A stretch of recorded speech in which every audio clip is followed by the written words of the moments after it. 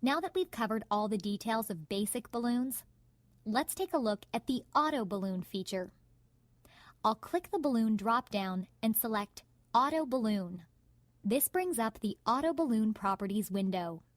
The Select View Set box is already selected. So first, I'll choose the view I'd like to add balloons to. When I select the view, Inventor automatically activates the Add or Remove Components box. I'll click to add the components from the view that I'd like to have ballooned automatically. Most drawing conventions have only one balloon for repeated parts, so this Ignore Multiple Instances checkbox will prevent several of the same parts from being double ballooned if I simply box select the entire assembly at once. With the components selected, I'll right-click and choose Continue. As we've seen with other tools throughout this course, avoid clicking Done or pressing the Escape key too soon so you don't accidentally cancel the command. You may have also noticed in the Properties window, the Select Placement box is now selected. I could have used that option as well, instead of continuing from the right-click menu. Now I've got all the part balloons lined up in a row and attached to my cursor. I can choose to place them wherever I'd like. And the leaders are created.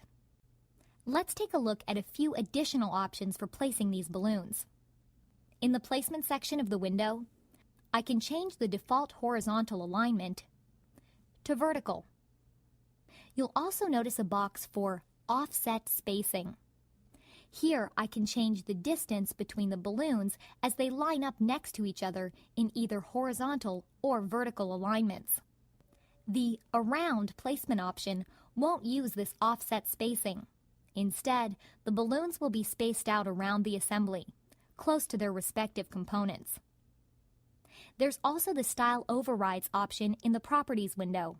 These are the same options we saw when editing regular balloons. The BOM settings are grayed out because I defined all these options in the assembly file. At this point, I can click Apply and continue to add balloons to other views in the drawing if I want. When I'm finished with the tool, I'll select OK. The balloons can still be moved, edited, and jogged, just like we saw earlier.